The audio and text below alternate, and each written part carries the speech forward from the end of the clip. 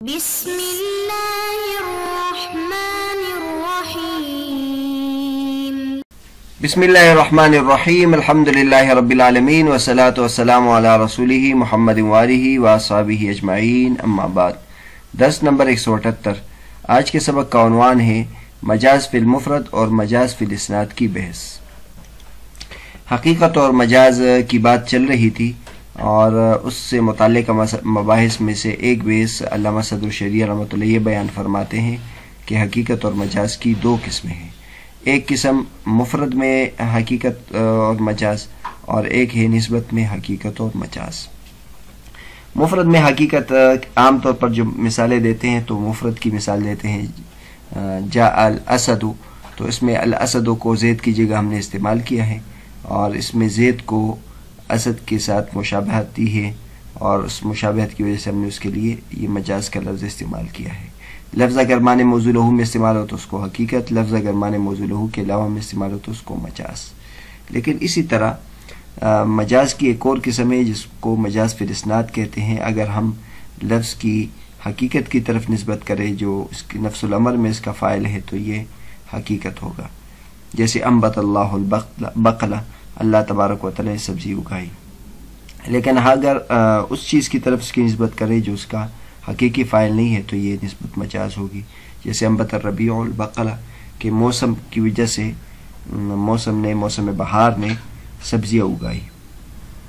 تو یہ مجاز ہوگی۔ اس کے بارے میں علامہ صدر الشریعہ رحمۃ اللہ بیان فرماتے ہیں۔ ثم كل من الحقیقت والمجاز اما فی المفرد وقد مر تعریفهما واما فی الجملة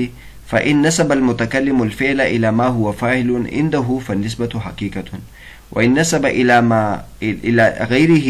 لملابسة بين الفعل والمنسوب إليه فالنسبة مجازية، نحو أنبت الربيع البقلة فقوله عنده أي عند المتكلم۔ پھر حقیقت اور مجاز میں سے ہر ایک یا تو مفرد میں ہوگا اور ان دونوں کی تعریفیں گزر چکی اور یا جملے میں ہوگا، پس اگر متکلم نے فعل کو اس چیز کی طرف نسبت کی جو اس کے نزدیک فاعل ہے تو یہ نسبت حقیقت ہوگی، اور اگر اس نے غیر کی طرف نسبت کی فعل کے درمیان ملابست کی وجہ سے اور منصوب الیہ کے درمیان ملابست کی وجہ سے تو یہ نسبت مجازی ہوگی، جیسے انبت الربیع البقلہ۔ پس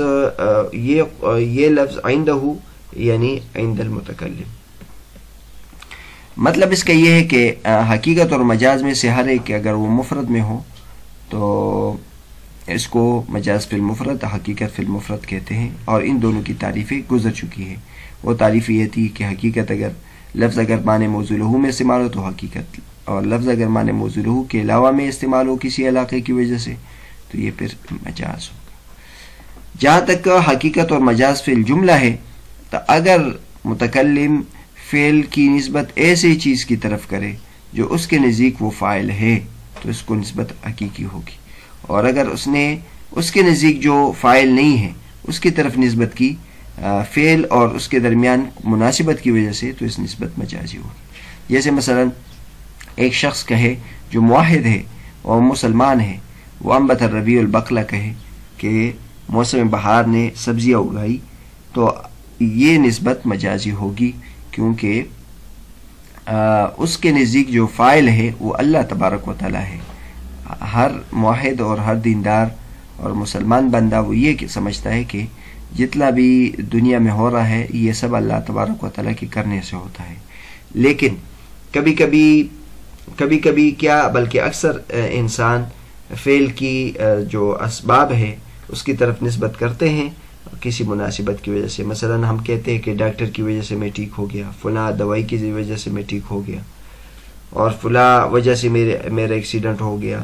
فلاں غلطی کی وجہ سے ایسا ہوا۔ تو اس قسم کے الفاظ ہم استعمال کرتے ہیں جبکہ یہ ہمارے نزدیک وہ حقیقت میں اس کا فاعل نہیں ہوتا، ہمارے نزدیک تو اس کا فاعل اللہ تبارک و تعالی ہوتا ہے، تو اس نسبت کو مجازی کہتے ہیں۔ آگے فرماتے ہیں اعلم ان بعض العلماء قالوا الى ما هو فاعل في العقل لكن صاحب المفتاح قال الى ما هو فاعل عنده، حتى لو قال الموحد انبت الربيع البقلة يكون الاسناد مجازيا لان الفاعل عنده هو الله تعالى، وان قال الدهري انبت الربيع البقلة فقد اسند الفعل الى ما هو فاعل عنده فالاسناد حقيقي مع ان الربيع ليس فاعلا في العقل، وهو كاذب في هذا الكلام كما إذا قال رجل جاءني زيد نفسه مريدا معناه الحقيقي والحال أنه لم يجي فكلامه حقيقة مع أنه كاذب فالمراد من الفاعل عنده ما يريد إفهام المخاطب أنه فاعل عنده حتى يشتمل الخبر الصادق والكاذب. جان لیجئے کہ بعض علماء کرام نے یہاں کہا ہے کہ الی ما هو فاعل فی العقل، انہوں نے یہ لفظ استعمال کیا ہے، لیکن صاحب المفتاح نے کہا ہے الی ما هو فاعل عنده، یہاں تک کہ اگر موحد کہے انبت الربیع البقلہ تو یہ اسناد مجازی ہوگی کیونکہ اس کے نزدیک فاعل اللہ تبارک و تعالی ہے، اور اگر دہری کہے انبت الربیع البقلہ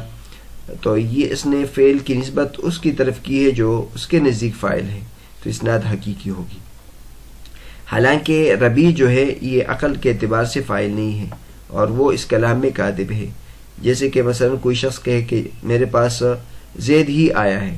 اور اس سے اس کا معنی حقیقی مراد لے جبکہ وہ زید نہیں آیا، تو یہ کلام حقیقت ہوگی حالانکہ اس کے ساتھ وہ جھوٹا ہے. اور مراد فاعل سے اس کے نزدیک متکلم کے نزدیک وہ ہے جس میں وہ مخاطب کو سمجھانا چاہتا ہے کہ وہ اس کے نزدیک فاعل ہے،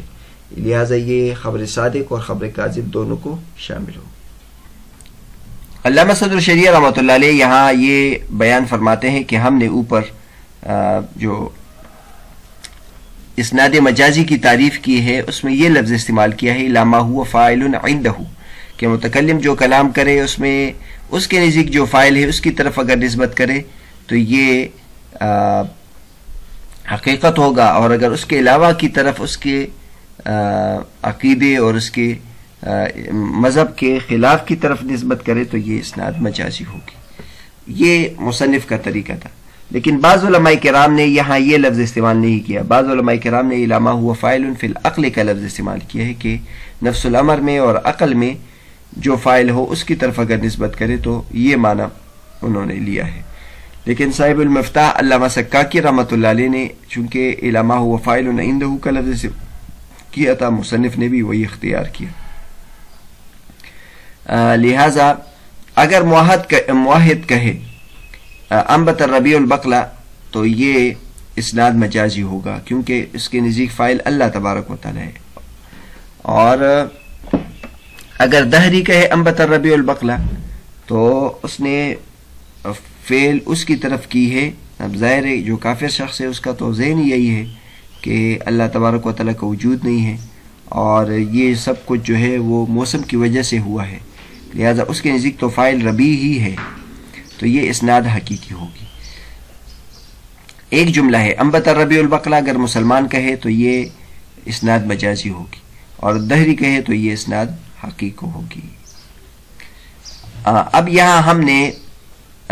عقل کا اعتبار نہیں کیا، ورنہ اگر کافر انبت الربیع البقلہ کہے تو یہ عقل کے اعتبار سے مجازی نسبت ہونی چاہیے کیونکہ ربیع عقل کے اعتبار سے فاعل نہیں ہے اور یہ شخص اس کلام میں کاذب ہوگا. لیکن علامہ صدر شریعہ رحمۃ اللہ علیہ نے فی العقل کا اعتبار نہیں کیا. اور کما اذا قال رجل، ایک شخص سے اس نے کہا جانی زید نفسہ، یہ مثال دی ہے جا زید النفسہ، ایک شخص کہہ رہا ہے کہ بھائی زید آیا ہے اور اس کا حقیقی معنی لے رہا ہے کہ زید ہی آیا ہے، یعنی خود زید آیا ہے. لیکن مثلا اس کو غلطی ہو گئی تھی، وہ سمجھ بیٹھا تھا کہ زید آیا ہے اس لیے وہ یہ کہہ رہا ہے کہ زید آیا ہے، لیکن حقیقتاً زید نہیں آیا جس کی وجہ سے وہ جھوٹا ہے. لیکن یہ اب جاءنی زید نفسہ یہ حقیقت ہی ہوگا، کوئی یہ نہیں کہہ سکتا کہ یہ مجاز ہے کیونکہ زید تو آیا نہیں ہے. تو زید کے نہ آنے سے اس کا یہ کلام حقیقی ہونے سے نہیں نکلے گا کیونکہ متکلم جو زید کی طرف مجیت کی نسبت کر رہا تھا اس کے نزدیک وہ واقع ہو گیا تھا. تو جب اس کے نزدیک واقع ہو گیا تھا لہٰذا یہ حقیقی معنی مراد ہوگا، اگرچہ نفس الامر میں اس طرح نہیں ہے، وہ جھوٹا ہے اس کلام میں. فالمراد من الفاعل عنده، لہذا فاعل سے مراد وہ ہے کہ جس میں متکلم مخاطب کو یہ سمجھانا چاہتا ہے کہ یہ میرے نزدیک فاعل ہے، لہذا یہ خبر صادق کو بھی شامل ہوگا اور خبر کاذب کو بھی شامل ہوگا. اگر وہ اپنی بات میں سچا ہے، زید آیا ہے اور یہ بھی کہہ رہے کہ زید آیا ہے، تو یہ بھی حقیقت ہوگا. اور اگر یہ کہہ رہا ہے زید آیا ہے اور وہ زید حقیقت میں نہیں آیا تو بھی یہ حقیقت ہے. اس کے جھوٹے ہونے اور اس کے سچے ہونے سے اس لفظ کے حقیقی معنی مراد لینے یہ اس کے منافی نہیں ہے۔ تو اسی طرح اگر دہری کہے انبت الربیع البقلہ تو اس کے نزدیک یہ چونکہ ربیع اس کا فاعل ہے لہٰذا یہ حقیقت ہوگا، اور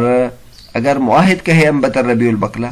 تو یہ اس کے نزدیک چونکہ مجاز ہے لہٰذا یہ لفظ مجاز ہوگا۔